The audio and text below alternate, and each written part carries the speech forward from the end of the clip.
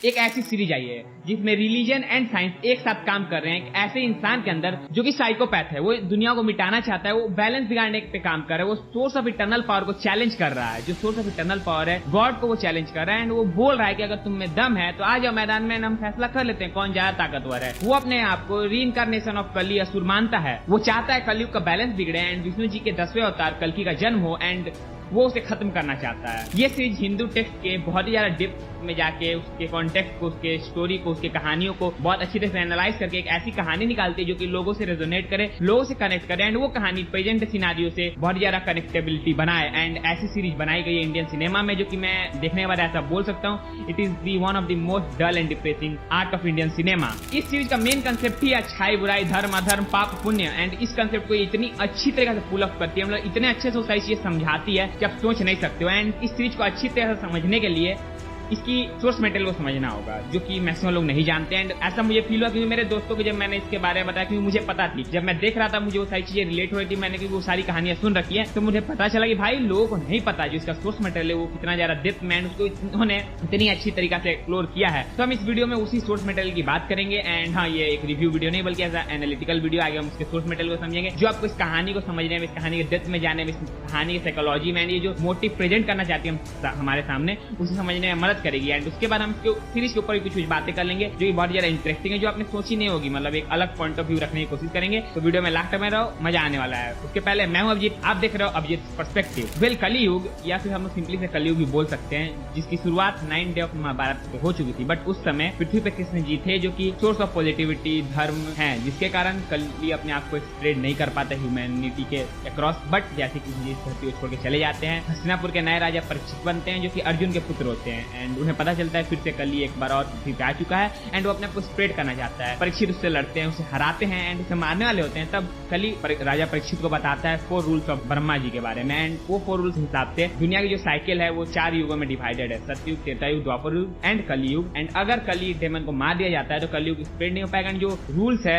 दुनिया को चलाने का वो डिस्ट्रॉय हो जाएगा। इस बात को परीक्षित समझते हैं एंड कली को जीने देते हैं। वेल, इस टेक्स्ट में आगे ये भी बताया गया है कि जब कलियुग खत्म होने वाला है, मतलब कलियुग जो अपने पीक पे होगा, तब धर्म रहेगा ही नहीं, अधर्म के मार्ग पे लोग चल रहे होंगे, अच्छाई नहीं होगी, बुराई फैली होगी पूरी दुनिया में। तब विष्णु भगवान के 10वें अवतार कल्कि का जन्म होगा जो कि लोगों को होप दिखाएंगे, लाइट दिखाएंगे, अच्छाई को, धर्म की ओर ले जाएंगे। एंड उसमें यह भी लिखा हुआ है कि कल्कि का मेन स्वर्ण एनिमी टेक्नोलॉजी होगी। एंड ये कहानी उसी कंसेप्ट को लेके एक्सप्लोर करती है। इसमें जो हमारा लीड कैरेक्टर है शुभ ज्योति, वो अपने आप को रीइंकारनेशन समझता है कली का एंड वो एआई टेक्नोलॉजी का इस्तेमाल करके कल्कि को खत्म करना चाहता है। लोगों के बीच में जो धर्म स्थापित है, जो अच्छाई स्थापित, उसे खत्म करके उनके अंदर की बुराई दिखाना चाहता है। एंड इस सीरीज का मेन मोटिव यही है कि कल्कि और कली दोनों हमारे अंदर है, हम किसे अपने ऊपर काबू करने देते हैं, उससे हमारा पर्सनालिटी, हमारा पर्सोना एंड हमारे एक्शन डिटरमाइन। इसी के साथ ये सीरीज ह्यूमन साइकोलॉजी को दिखाते हुए हमारे core sense of morality and humanity को चैलेंज करती है, उस पर क्वेश्चंस उठाती है एंड हमें ये चीजें मजबूत कर देती है कि भाई अगर मैं इस सिचुएशन में होता तो मैं क्या कर रहा होता। जो इस सीरीज का कंसेप्ट है वो बहुत ज्यादा फ्रेश है, न्यू एंड जिस तरह से हमारे सामने रखती है हमारे रिलीजियस टेक्स्ट के सोर्स मटेरियल लेके, उसके कहानी से इंस्पिरेशन लेके, उसके साइकोलॉजी को, उसके पॉइंट ऑफ व्यू को, उसके स्टोरी टेलिंग को अडॉप्ट करती है मॉडर्न वे में। वो बहुत ज्यादा खूबसूरत है एंड एक आपको नया टेस्ट देगा, एक नया एक्सपीरियंस देगा। एंड इसको देखने के बाद मैं बोल सकता हूँ आप बहुत सारी चीजों के बारे में इवेल्युएट कर, अपने लाइफ को इवेल्युएट करोगे।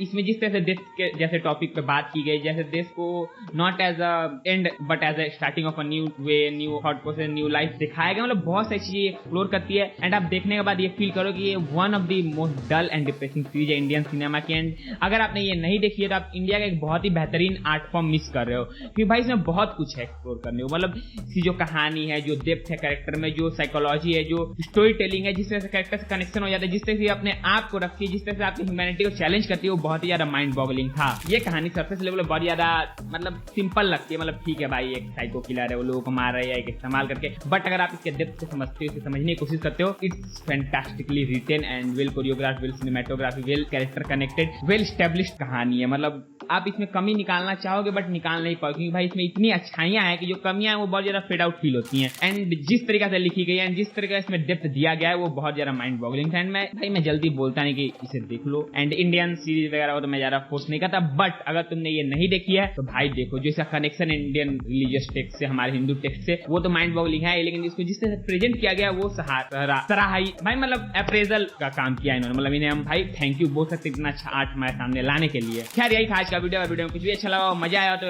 आपको पता है आपको क्या करना है, इसके साथ और ऐसे वीडियो के लिए आप हमारे चैनल को चेकआउट कर सकते हो। हम कुछ और मतलब रिव्यू के साथ साथ इस तरह के भी और वीडियोस लाएंगे हमारे चैनल पे। तब तक के लिए देखते रहिए अभियुक्त पर्सपेक्टिव।